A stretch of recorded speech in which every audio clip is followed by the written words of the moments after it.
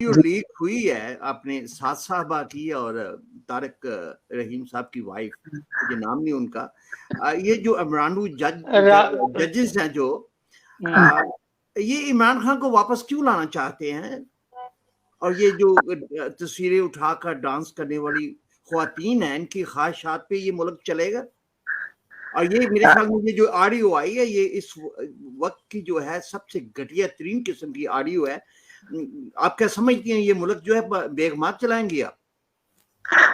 खबर साहब बहुत शुक्रिया। मैं इस सारी सूरत हाल पे पहले तो ये कहूंगी कि ये तकरीबन पिछले 13-14 साल से बिलखसूस, और वैसे तो खैर 1996 से ही, लेकिन 2010 से ऑनवर्ड्स तो खसूसी तौर पे जिस तरीके से मीडिया के जरिए से एक शख्स को महात्मा बनाया गया, एक शख्स के अंदर हवा भरी गई जिसके पल्ले कोई चीज नहीं थी, जो इतना शेकी दिमाग का था कि किसी एक चीज पे फोकस नहीं करता था, और हर तरफ वो उसकी नजरें चलती थी कि वो कहाँ पे किसको ज्वाइन करेगा और कहाँ पे किस वक्त वो कल्टी मार के उसके खिलाफ हो जाएगा। उस शख्स को महात्मा बनाया गया, और उस शख्स को महात्मा बनाने वालों को सलाम कि वो इस नहज तक मुल्क को ले आया है।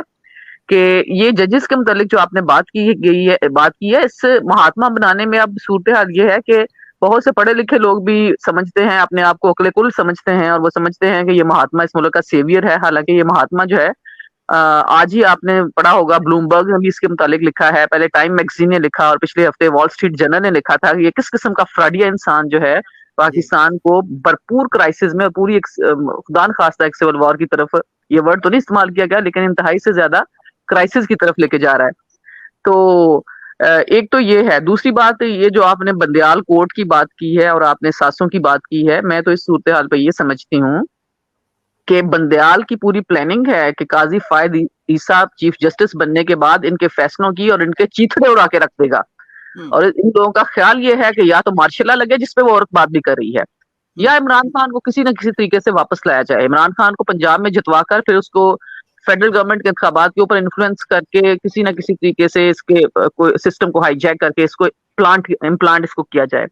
एक तो इसकी ये प्लानिंग है। दूसरी प्लानिंग ये है कि इन केस मार्शल लॉ लग जाए तो फायद ईसा साहब तो, काजी फायद ईसा साहब तो नहीं पीसीओ जज बनेंगे, तो ये बंदयाल जैसे नहुसत ज्यादा चीजें ही सामने रहेंगी ना। फिर जिस तरह हमें तारीख पे नजर आता है कि जब जब मार्शल लॉ लगा तो तारीख के बदतरीन किरदार हमारे सामने आए, और उन बदतरीन किरदारों ने किस तरीके से इस मुल्क की बखिया उधेड़ के रख दी है, इस मुल्क की जड़ों में बैठ के।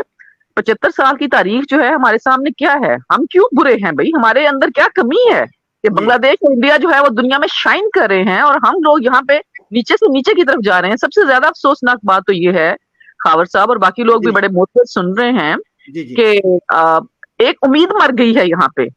मतलब आप ये देखें कि मैं एक दुख की कैफियत में ये बात कह रही हूँ कि इंसान एक उम्मीद के सहारे जीता है कि आपने आगे बढ़ना है, आगे बढ़ने के आपको अपॉर्चुनिटीज नजर आती हैं, और एक आप जायज तरीके से मेहनत करके अपने आप को इम्प्रूव करने की कोशिश करते हैं। पूरी दुनिया में यही फिलॉसफी है आगे बढ़ने की, लेकिन यहाँ पे उम्मीद मार के रख दी गई है।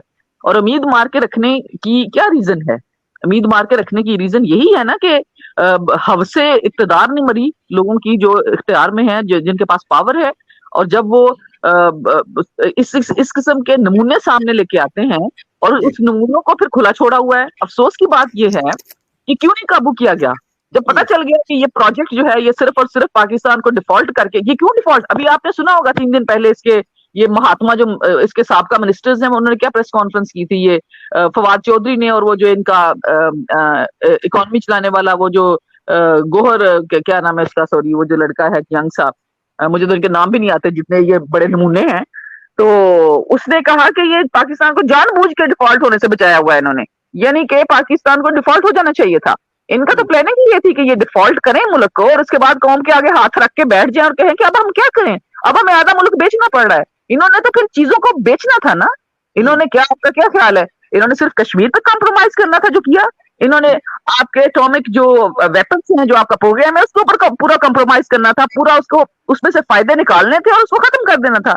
इसी तरीके से एक एक चीज को उठा के इन्होंने बेचना था। तो ये इनकी प्लानिंग है। और अभी ये जजेस जो है ये जिस किस्म की हरकतें कर चुके हुए हैं, इन्होंने ये 16-17 अरब डैम फंड के कहां पे हैं?